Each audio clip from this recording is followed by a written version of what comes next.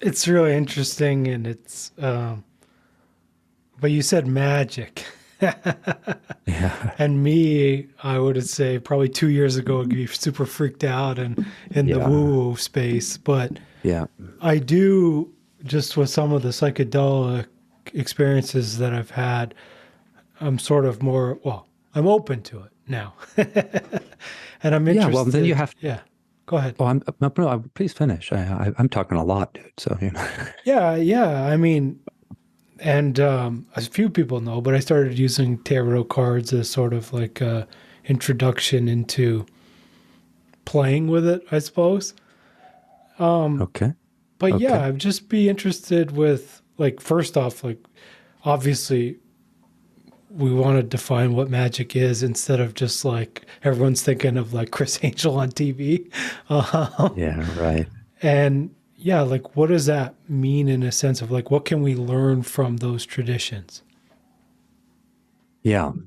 I would I take this subject to be one that we need a lot of care so that we don't retreat into the irrational. I have a lot of critique of what I would call, let's say that I'm critical of dominant culture science, but not dismissive, not by any means, because of course I'm going to always consult the relevant science, but it's never the first or last word. Usually, sometimes it's the first word. I mean, if it's quantum physics, what am I going to do? Ask an artist first? No, but for things like, how the brain works, how nature works, you want to know what the dominant culture science says, because that's our gold standard for knowledge. What counts as knowledge? How we know things. That's a limited way. But I'm equally critical of what we might call new agey and woo woo things. But again, not just dismissive. I think it's rude to be dismissive. And I think there's a way for us to be really careful. What is disturbing to a lot of people is how well substantiated things that would count as magic are in dominant culture science. And they are basic things like entanglement, and beyond, in the sense that there are researchers who, when they do their work, they're doing it in the spirit of dominant culture science. And because they're researching things that would be anomalous, they actually, you will find, feel that the bar is higher for them, that their experiments have to be way more rigorous, way more careful, way more everything, because people want to dismiss their data. And so in any scientific paradigm, this is what's also funny, is that within the dominant culture, we recognize paradigm shifts. We recognize that certain things that Einstein would say about the universe are nonsense to Newton. It's nonsense to Newton to say, well, you see this ruler? If I go running really fast, it's going to shrink. No, you've got to be, there was absolute time and absolute space. Quantum entanglement, completely nonsensical. That's nonsense from a Newtonian standpoint. And so what a revolution, a paradigm shift in science means is that something that sounds like nonsense turns out to not be nonsense. And when you saw glimpses of it, you wrote it off as noise in the data. And so we have plenty of noise. And then we have people doing experiments on things like Dean Radin. I actually interviewed him on my podcast, and he did an astounding experiment where he sealed a quantum device in a box, completely, no way to influence it. I mean, these things are very sensitive, so even air temperature could, but as much as you could, but certainly nobody could touch it, and he asked people, people might know that the quantum weirdness part of it is, if you are measuring, there are two things that are related. I feel like they're two expressions of one whole. One is the measurement problem, the other is entanglement, that I can separate two particles, put them on opposite sides of the universe, and if I check one of them, the other one is instantly affected by that. Now, that shouldn't be able to happen. It doesn't make any sense. How could they be? And so one answer could be that the universe is a single process that seems to unfold in multiple locations, but that's just how it seems. But the other one is that when I measure a particle, depending on how I measure it, it might actually look like a wave instead of a particle. And so the observation of a quantum event will determine how this thing manifests. Is it more wave-like or more particle-like? And so what we already know that. We've experiment after experiment. When you check the device, you determine how the thing, was it a wave or a particle? And what Radin then did was seal it and had people imagine checking it. Now that doesn't fit in the paradigm. I'm imagining. And he got a very statistically significant effect. So there's two things. There's effect size and there's statistical significance. Significance means like that should not happen. Okay, and so he got something, no way should that happen. The effect is small though, in part because maybe we don't know how to use this. We don't grow up this way. Synchronicities are another good example. And we've talked about Jung and shadow, and this is another place where I usually, when clients come to work with me, for one thing, I use the I Ching sometimes, which is that is a handbook of synchronicity science, is how Jung might have defined it, but it's similar to Tarot. It just developed in a different way, and it's a text-based thing that has images in it. The images are encoded in the text, so you're still using images. But it's not just one image. It'd be like a whole bunch of things together. So Jung had a client who he describes as very rational, very rationalistic. She studied philosophy at university, and this is years ago. So this is an intelligent woman who was coming from special circumstances to have gone and gotten a college education. And so she was very resistant because Jung was on that edge. If you really look at him, you say, wow, that's pretty woo, some of that stuff. But he really... He said, look, call it what you want. I'm telling you, I know what I know, right? And so when she was started to, the therapy was stuck, and he just trusted the psyche. As I said, the soul wants us to move, and so it will give you a symbol.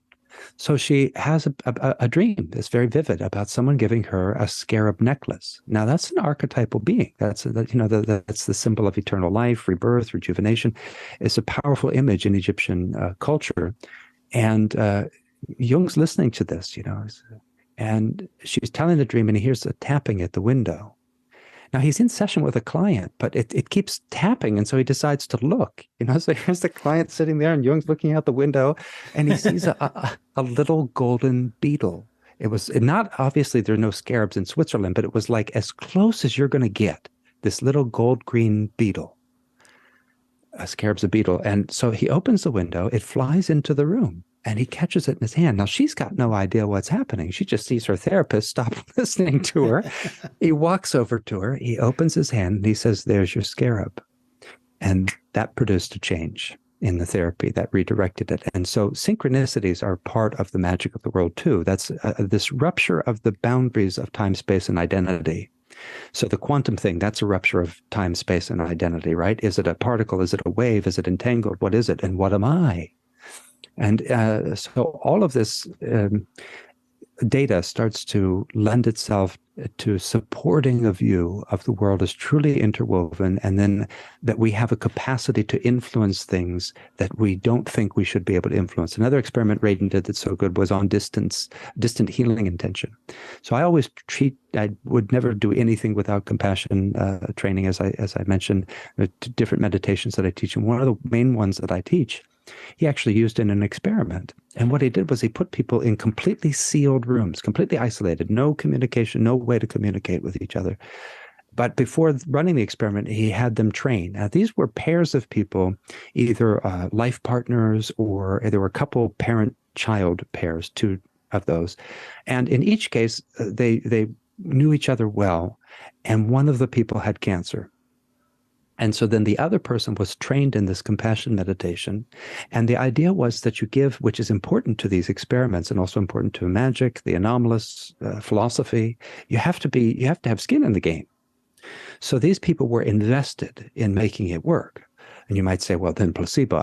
But no. When they did the experiment and the one person is meditating for the other, they are told to meditate at random times. They're sitting in that room, and then suddenly a signal comes generated by the computer to start the practice.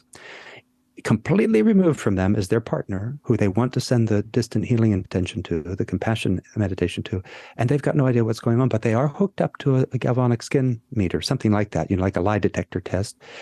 And what do you know, as the person starts the meditation, boom, something is happening in their skin.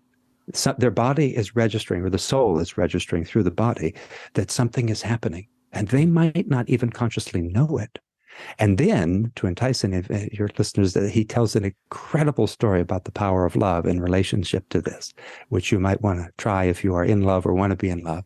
But that's worth talking about. But magic then, for me, though, is magical consciousness. Well, what's the definition of wisdom? Wisdom is skillful interwovenness. If everything is truly interwoven, then it's only one definition, but one definition of wisdom is skillful interwovenness. Magic would be a reflection of that skillful interwovenness. And I would say that magical consciousness is basically synonymous with ecological consciousness, which is basically synonymous with spiritual or philosophical consciousness. And so the practice of magic should be a practice of ecology and philosophy. And that means any of us can have magic in our lives. And many people have had synchronicities, dreams that guided them. We've had these experiences. We know there's magic in the world. And what we have to do is let it come through us and kind of resist the degradation of magic that goes together with the degradation of ecologies, the degradation of wisdom, the degradation of justice. Yeah. It's interesting because you sort of mentioned it as allowing it to come through us. And I know some of the folks that I'm connected with are working on, I guess, receiving. And there's some barriers to that just around some of the beliefs. But what would you say to being open, about receiving? Yeah. There too, right? The shadow is at play. The unconscious is at play. Are you trying to receive to get something? I mean, all of these are the questions that the practice of philosophy, there's a philosophy of magic, again, inevitably. One of the things that I think is difficult is that the philosophies that people are drawing from today in how to work with the medicines of the world, whatever they may be, they come from this fragmented culture, so we don't know what wholeness is. I mean, if you're in a fragmented culture, you can use the word wholeness all day long. It's not likely to be accurate.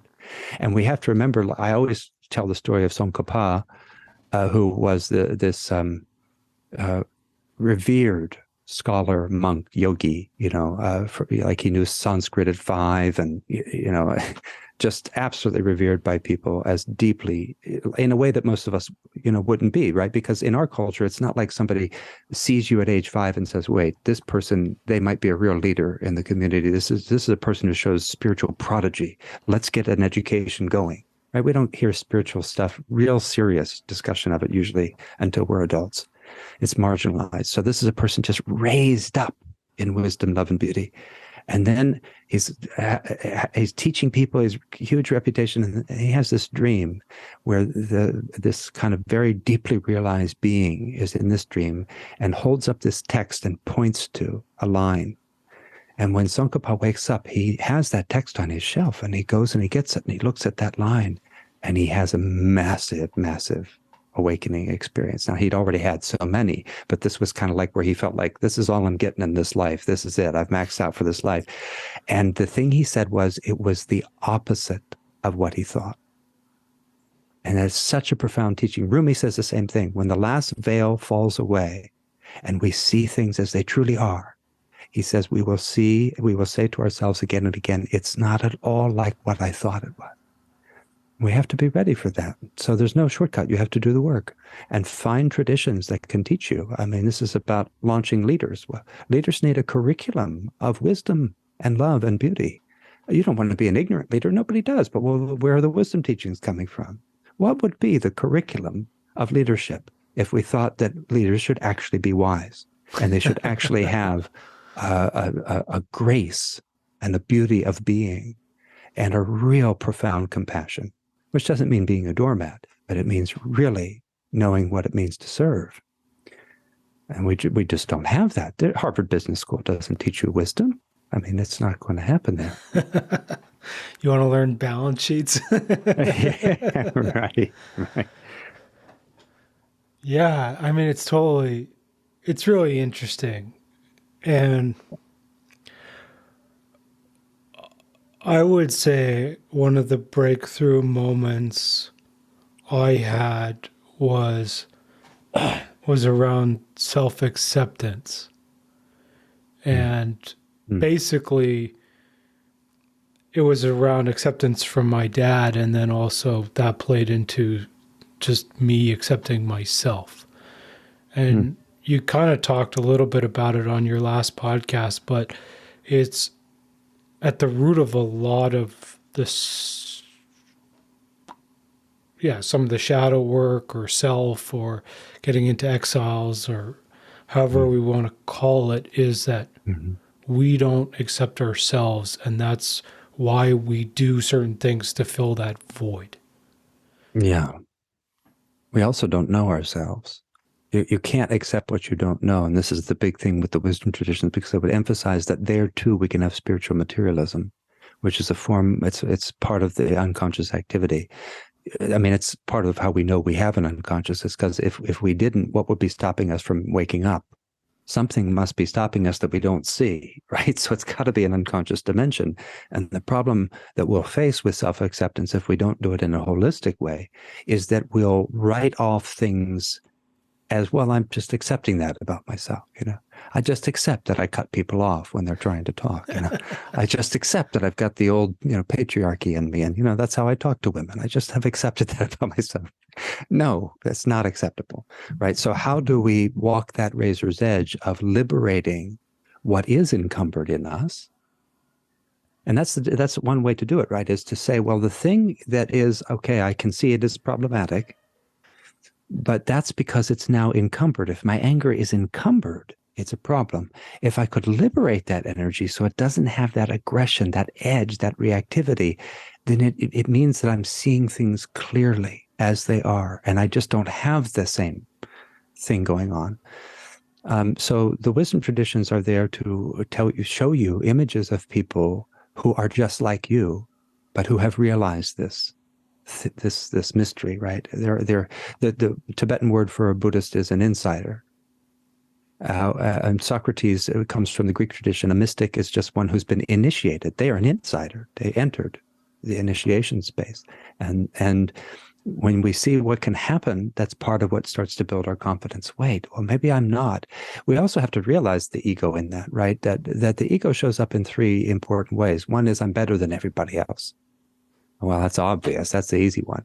The other way is, I'm the worst. I'm actually unsavable. Whoa, little bit of ego there, right? You are the king of the losers, the king of the creeps, right? Hitler's got nothing on you, huh? You really. So that's an assertion of the ego. The other one that's also quite slippery is, I'm just as good as everyone else. I'm just as good as everyone else, because that subtly gets used in a way that is a manipulation. It's an ego play. So again, there too, we need learning, we need training, we need compassion, because that's the way forward. Really training in compassion allows us to turn toward the really difficult things in ourselves, and not just simply accept them, but really heal and transform, liberate whatever is stuck there in the way that would really carry the whole of life forward. Because we want to separate all this, as I'll always say, the self-help catastrophe, it pulls us, and the self-help industrial complex as a big machine is pulling us into fixing me. And whatever the cost to the world is, I'm not going to add it up. I'm not going to put it on the abacus. I'm just going to get the thing that will help me accept myself. But meanwhile, the world is groaning. You can't accept yourself without accepting the world. So self-compassion and other compassion, totally interwoven. You wouldn't do one without the other in some of these traditions. It would have to be, no, you accept the other and yourself, because remember, when the other irritates you, that's how you found the unconscious thing you didn't know you had to accept, right? Yeah. So, and it's that compassionate attitude, truly compassionate attitude. I know that, of course, this is part of working with, there are different modalities for working with internal dynamics, that we try to have compassion for those exiles. But we have to learn that skill. It actually is deeper than I think sometimes the West understands. And that's too evidence-based, that we know the West didn't, or the dominant culture didn't really understand that word. We had the word, but we had to see, oh my goodness, that really is a different brain when it's doing that. So for us, it's the brain. For those traditions, it's not about the brain, but you see the effects by looking in the brain scanner. And compassion is very different than mere kindness or sympathy or empathy. It's a different brain. And when those beings are generating it, I often tell people, because I think it's so important, that I was at a conference where Richie Davidson published an important paper on doing an EEG study on the monks practicing compassion. And at the conference, he said, I often like to tell people we almost didn't publish this study. And the reason was that when we hooked these monks up and we looked at the EEG while they were doing the compassion meditation, we thought the machine was broken because nobody had ever seen a machine do that. So, but then we kept checking the machine, and then we put different monks in, and we were getting the same result. And then if you put, ordinary subject in, it wasn't happening. So we thought, no, the machine's got to be working, but this is crazy, right? It looked like magic. And so there are capacities we just don't know about. And we have to go to these traditions and look for the people who found out things that just maybe nobody around us really has truly experienced. Yeah, I think it's incredible, right? And I think it's something that you're totally right. Like, we need to go down this path to start to discover these things, or not discover them, uncover them, or rediscover them for ourselves. It can be both, a non-duality of creation and discovery, because it has to be alive, right? Wisdom is alive now, but you're right. We do think that only the next discovery, that's the cutting edge. There isn't cutting edge wisdom in the sense that I have a whole new thing. But there is that the wisdom has to be alive today and responsive. But we still turn to the traditions because of these explorers, these psychonauts who went into the sacred, into the mystery, and brought back these teachings. I mean, it'd be great if somebody could do that today, but as I often say, I've never heard of anybody taking any of the medicines available today and then coming up with the psychology that Buddha came up with when he just sat in the woods, right? That's how you know the guy really had received something, because he could come back and say, here, let me explain. This is how your mind works. This is how you become more compassionate, heal your trauma, heal your suffering. And then people were saying, oh my God, it does work. He had a lot figured out, that's for sure. It's incredible. And it's something, I guess, Nikos, like you mentioned a curriculum for leaders. And yeah, if folks are out there and they're interested in this, where should they begin? Yeah, that's a really good question. Where do you begin? Begin with getting in touch with what you truly think is important. So first step is to sit down, take about 5 to 20 minutes if you like, and really reflect, what do I think life is really about? If I had to guess, or what do I feel in my heart, in my soul, in my gut? What do I really want my life to be about? And then start to keep those in mind every single day. This is what I value. And then begin looking for a tradition, some venerable tradition. As much as I respect that people are receiving things today, and they might be very valuable things, they're still untested. And you can't be sure that the person really won't have created unintended side effects for you. So see if you can find a real tradition and a real teacher who can put you onto a curriculum where you feel you're making progress. You're growing as a human being. And of course, you should see those results in what you're trying to do as a livelihood. But start with your values, because even that could lead you to the uncomfortable realization that what you're organizing as your lifestyle and livelihood don't even align with those. And it's okay. That's okay. That's a natural realization. Many, many people will have that realization. And so don't try to invent the wheel, because by the time you're done inventing the wheel, you don't realize these other traditions are flying. They've got wings. And oh, look, I've invented the wheel. Yeah, we did that 2,500 years ago, and we did way more. It's very funny that we wouldn't imagine that I could just figure my way into neuroscience. Rob, I've decided I want to do brain surgery, but why go to medical school? I'm going to cut you open and see what happens. We wouldn't tolerate that. And similarly, we know we can't just hand anybody the keys to a jet. I mean, no, you need training. And if we were in the middle of a wilderness, just drop someplace, like if somebody drops you in the Amazon and you bump into an indigenous person, you're not going to try to ask them, is this water safe to drink? Will it kill me if I drink this water? Can I eat that one? What can I eat? And so why do we do that when it comes to our philosophy of life? We somehow think, well, I know what I'm doing. And what Socrates tried to demonstrate is, well, you might not, and you might not realize that it's causing problems for you and others. So some humility too, and then just recognizing we've got this incredible inheritance. Why ignore it? It's the thing that will actually make you happy and successful. Those are some general thoughts. Yeah, I mean, listen to the podcast. Dangerous Wisdom has some dangerous wisdom, and I'm trying to bring not my invention. It's all trying to say, here's what the wisdom traditions might say about your situation right now, and that's free. And then once you find something that you are drawn to, then try to work in that vein. Be careful, because you will naturally want to feel a deep kinship with teachers and community. So judge them carefully before you get into them. Feel like you really watch them. Are they ethical? Does that seem right? And go slow.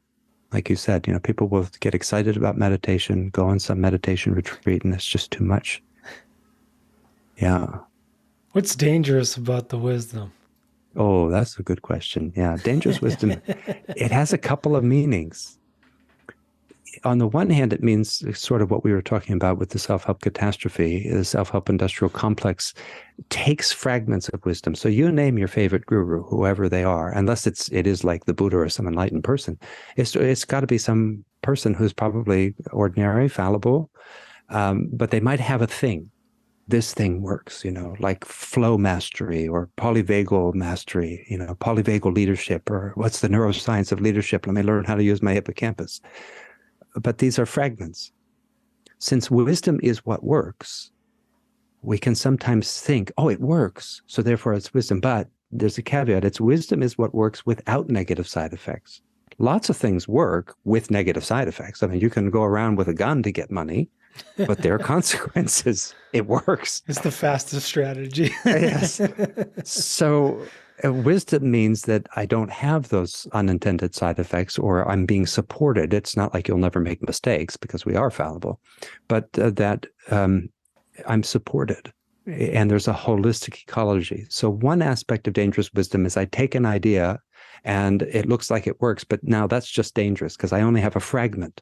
Meditation is powerful, but now it's a fragment. And now we have people meditating so that they are better at robbing you of your pension, So that's dangerous. The other meaning of dangerous wisdom is the meaning that the wisdom traditions try to emphasize. Socrates, of course, was telling people, look, you're dangerous, man. Stop doing what you're doing. But the Buddha was the one who put what I would call a spiritual surgeon general's warning on his philosophy. Other philosophers were aware of it. Plato was really careful about this. He wouldn't teach just anybody. He really wanted to teach leaders, but he first would check them out, because he thought, look, wisdom's too powerful. You give a little power to somebody like this, and it's dangerous. What Buddha said, though, is he said, the stuff I'm teaching you, you need to handle it like a poisonous snake. Wait a minute, what are you talking about? Aren't you giving me medicine? No, I'm giving you poison. If you handle it carefully, it's medicine. But I'm handing you poison.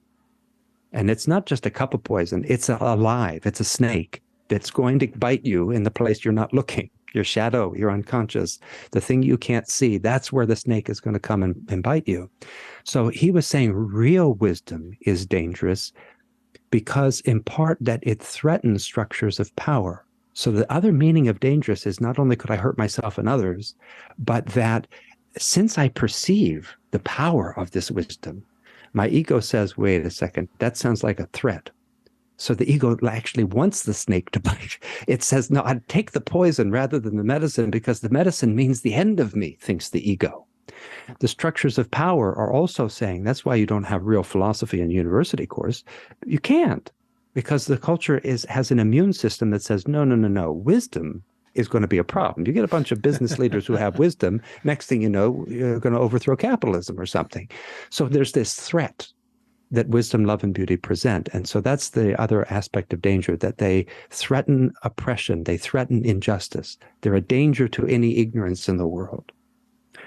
And we have to navigate both those dangers, because like I said, our response is that we'll say, well, then give me the poison. Don't give me the thing that could heal me. But we take the poison as if it is medicine, right? Because that's what we're saying. We're saying, oh, no, I'll do the meditation. Just, it's really good, right? But meanwhile, we're saying, not really. Something in there is saying, but you're not really going to do it, right? And so we have to be aware. You just do it to get results.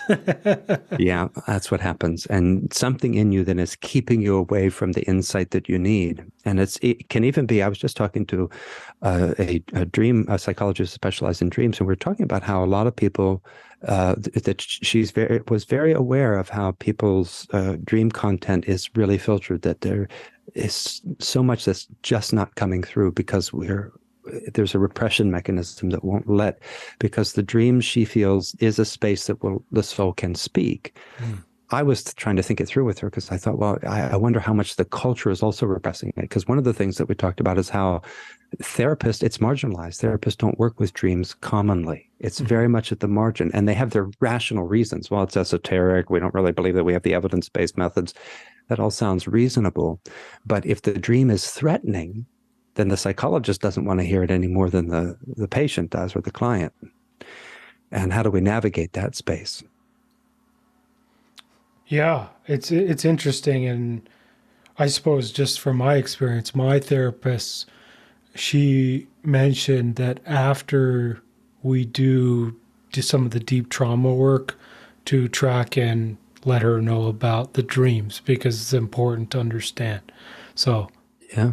And they do this there. particular, and this particular therapist, Leslie Ellis, she actually did research on that, because there is research showing that, well, first of all, that working with, say recurrent nightmares and so on is healing, but that also you can see the course of trauma healing based on dream content, even if you're not having the people do the sort of active imagination where you're reimagining the dream and shifting it through dream work, but that the nature of your dreams will change as you heal.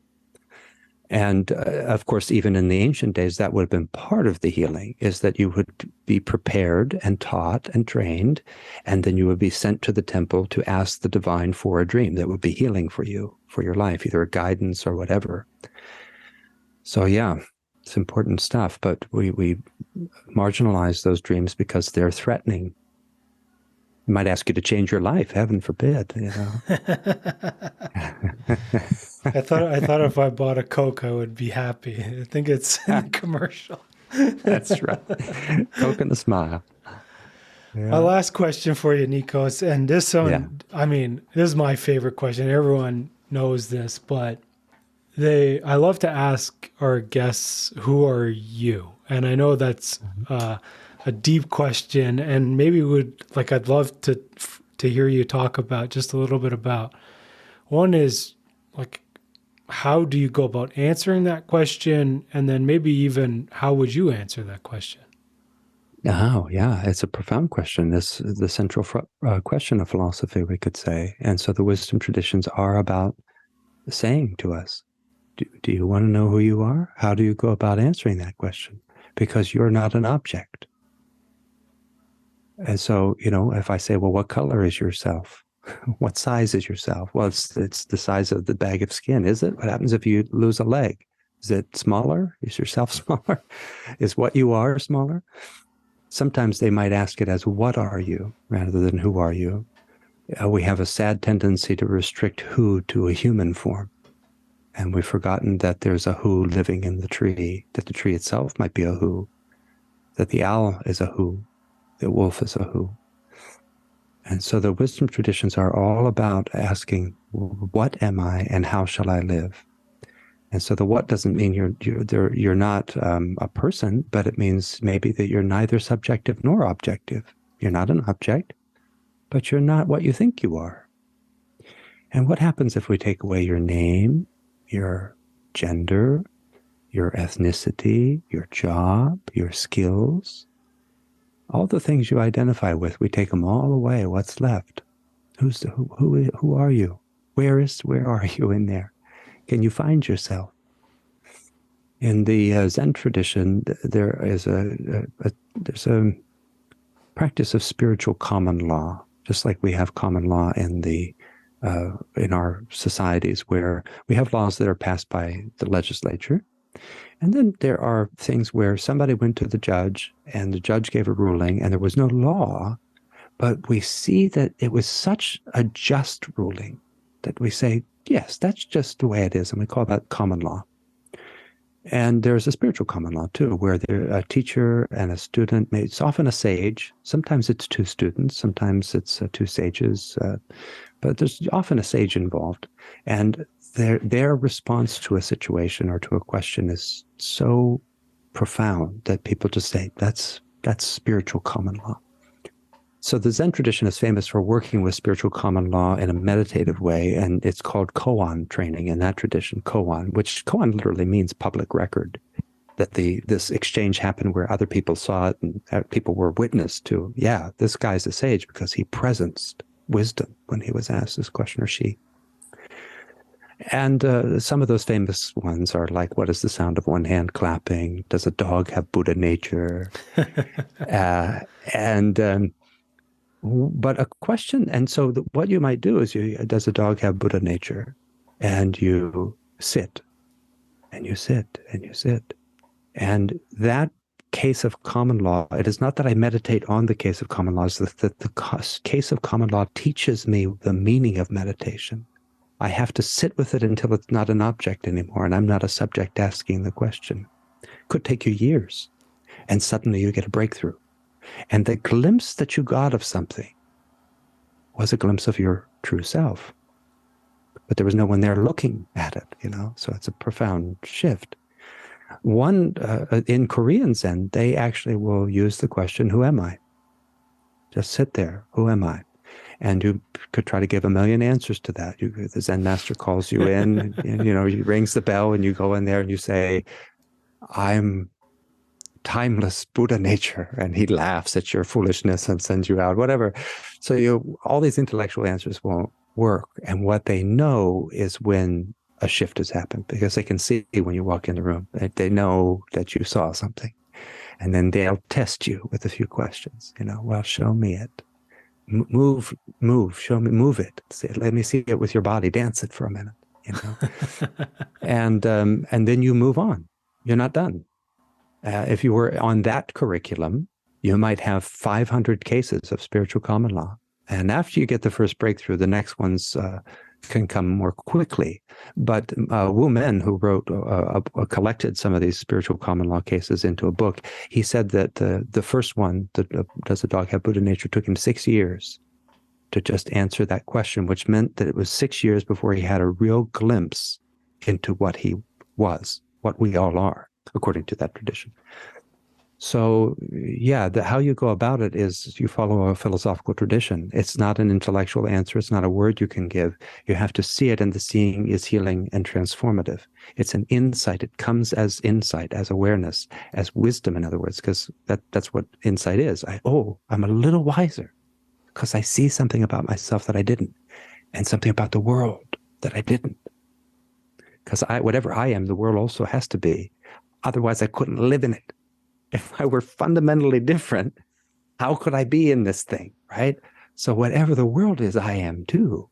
And seeing that as part of it. And when you look at that koan curriculum, you see all the ways people can go wrong. they have the first big satori and they think they know what they are. And sometimes they even are really asserting, I know what I am, just like we can drink a cup of ayahuasca and the next day we really think we know what we are. And these traditions say, nah, that was just a glimpse. Might have been big, exciting. That's great. We feel good for you. But there's a lot more you have to do. You have to become what you are. You have to become it. Otherwise, you remain what you have become.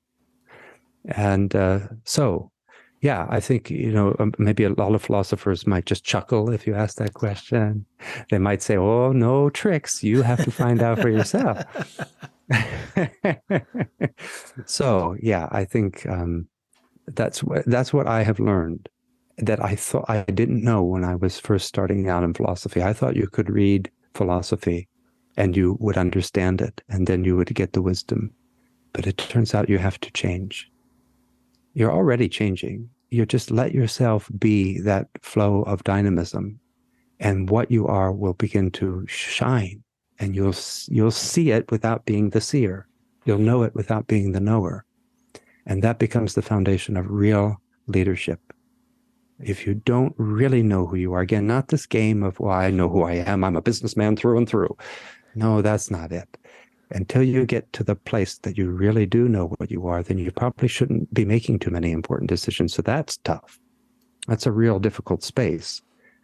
How do we, and that's why Socrates was asking all these leaders, political leaders, educational leaders, artists, can you slow down?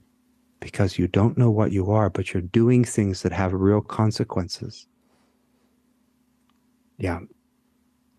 And that's where we're at today. But on that note, that was an incredible answer and a great way to wrap up the show. Obviously, folks, Nikos Patedakis, host Patedakis. Yeah, you got it. Patedakis, host and sole doctor of the Dangerous Wisdom podcast. So wherever you're listening to this one, search Dangerous Wisdom, hit subscribe, check those ones out. He recently did a 4-part series on Carl Jung and a lot of the stuff we talked about today on shadows. So definitely check that one out. And you also did a few-parter on Adam Smith. So folks like a little bit about economics and the dichotomy of capital markets and wisdom and love, you can check that one out as well. And then for anything else, dangerouswisdom.org is Nikos's website. And then I've also dropped his LinkedIn in the podcast notes as well, so you can connect with him there. Nikos, is there anywhere else you'd like folks to find you? Oh, that's plenty. Yeah, lots of free resources there, articles on LinkedIn and on the blog. You have lots of things to begin to explore philosophy and see if you can find your way into a little bit more wisdom, love, and beauty. That's all it's about. That's what these traditions offer. So good luck, my friends, and let me know if I can support you in any way. Absolutely. And it's an incredible journey. And Nikos, it was an absolute pleasure to have you on the podcast. And I knew when we first spoke, I was like, this one's going to be a 2-parter. So we're gonna hopefully have you back sometime to do another 2-parter, because that would be incredible as well. Sounds great. All right, my friend. Thank you so much for the work that you do. I really deeply appreciate this, trying to support this this more informed and sensitive, compassionate, wiser path into leadership. So thank you very much. I appreciate your journey and the effort that you put in to do this. Thank you. Thank you so much. And folks out there, for us, hit subscribe to Leadership Launchpad Project. There's the dog that has Buddha nature. That's right. I couldn't help but notice what a synchronistic. No, go ahead. When you asked that, I was like, oh, Winston is totally.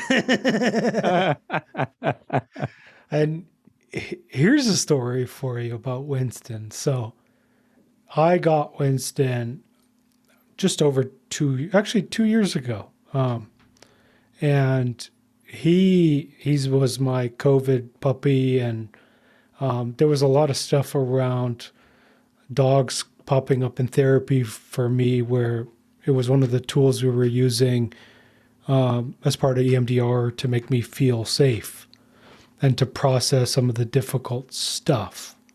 And my therapist actually one day, she said to me, she's like, Rob, did you have a dog when you were a kid? And I was like, I never had one. And she's like, you should consider one.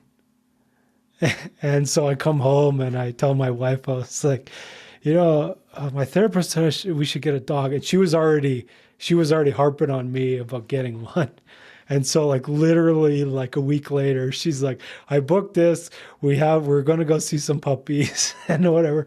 And then that was incredible. But it was Actually, earlier this week, I had a call with my therapist, and I was basically stuck again. Like I talk about this with her, but it's like I get to this point where I call it the edge, where either I'm going to tip over and cry and like let out the trauma, or I'm going to pull it all back. And I was like, she's like, well, what do you need? And I was like, well, I need Winston. And literally like my wife got him, brought him in the room. And as soon as I touched him, it was like bang.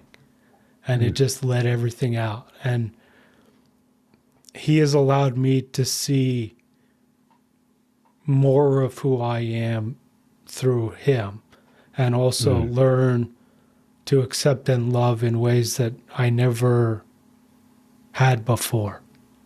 mm. That is so marvelous. They can definitely be a gateway to love. These four-legged ones. Sometimes that's just part of what you see again and again, is that some people, that's the first time they're really going to touch a kind of love they hadn't before. And it's so wonderful because that's a spirit being too, right? That's a keystone species, the dog. And it's so, oh, what a wonderful thing. And you see that relationality of love, that it is your capacity, but that this other being allows you to see it, discover and create it and unleash it, because we're relational beings. That's that skillful interwovenness. It was the interwovenness with Winston and an ecology of mind, not me, but an ecology of mind. That's really wonderful. I'm so glad to hear that.